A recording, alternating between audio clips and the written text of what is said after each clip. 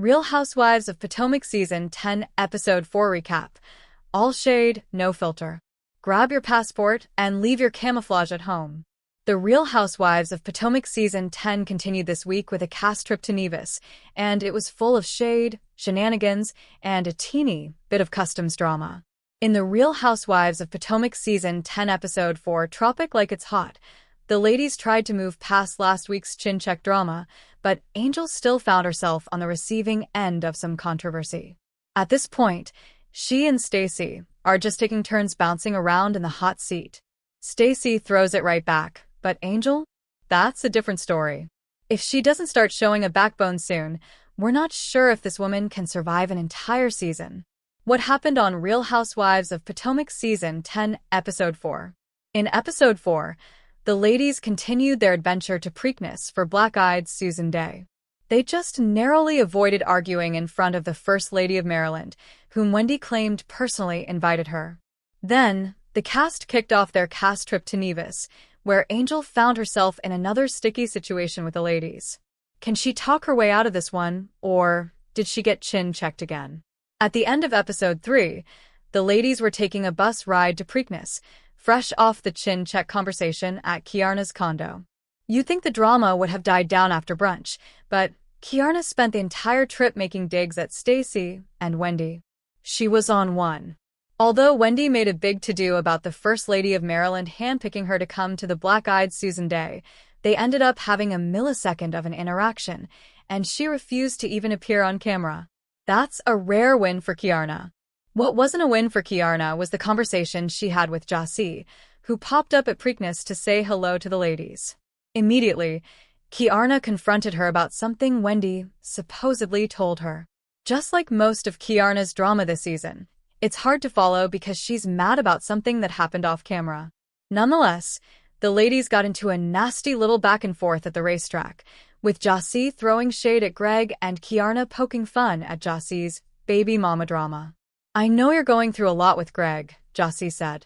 You're marrying a man that had 2 kids on you, so I can understand how you're going through a lot. I ain't going through nothing, Kiarna replied. After that messy moment, Jassi officially earned herself a seat on the Nevis cast trip. It was an economy seat, but it's a seat. Jassi is making sure that we remember her name this season. Potomac takes over Nevis. You have to give some credit to Gizelle for this Nevis trip. RHOP fans have shaded the cast in the past for their domestic, run-of-the-mill cast trips. Remember when they went to Texas and played Chicken sh** T-Bingo? That's not the case this time around. Gizelle must have spent all of her Love Hotel money on this adventure to Nevis. They landed at customs and were greeted with champagne and a buffet of food. Then, they took a ride on a yacht to their final destination. Wendy said it was giving her White Lotus vibes, and honestly, she's right.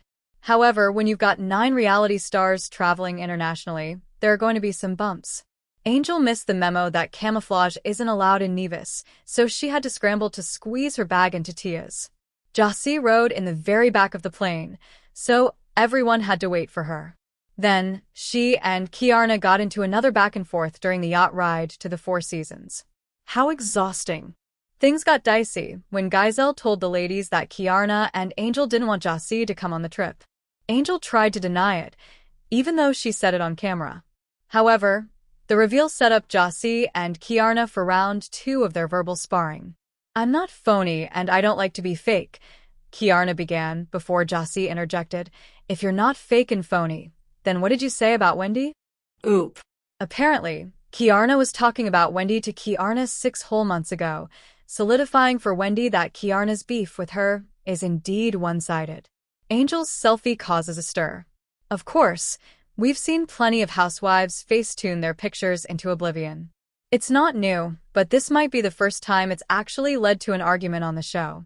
At the first dinner in Nevis, the ladies confronted Angel over her social media presence. It all started with Gizelle stumbled across a selfie of Angel, where she looked noticeably different compared to what we're seeing on screen. The shady editors made a point to show the side-by-side no fewer than 50 times in this episode, in addition to a series of other Instagram photos that don't necessarily look like the woman on our screen. Angel could have easily laughed this off because, let's be real, This picture looks nothing like her. Instead, she decided to talk herself into a circle, claiming that she didn't use a filter. That particular picture is not filtered, Angel claimed while throwing her hands up. It's a picture that I took a little while ago. The selfie conversation ended up escalating into much more. Wendy accused the newbie of holding her to a different standard.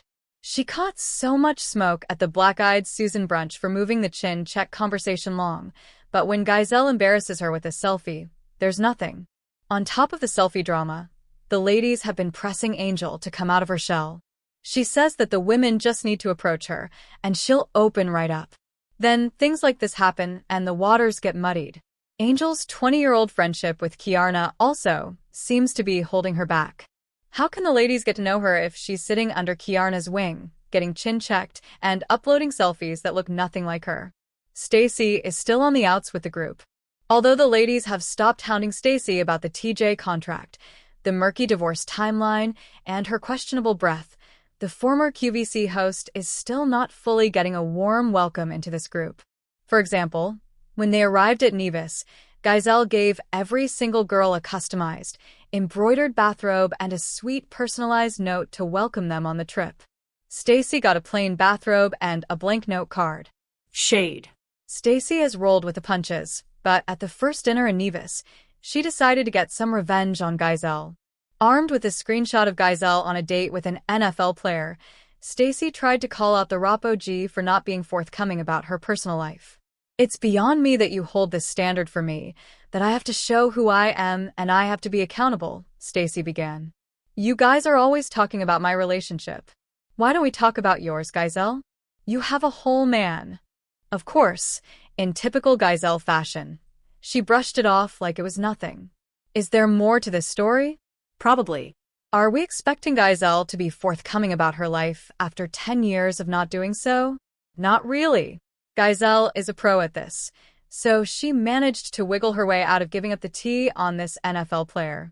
However, the conversation about dating an NFL player teed up Ashley to bring forth some tea of her own. The episode ended with her preparing to drop the Chris Samuels bomb. Next week, we'll see how that reveal lands with the group, and if Stacy can talk her way out of it. The Real Housewives of Potomac airs on Sundays at August 7th, see on Bravo. Stream it the next day on Peacock.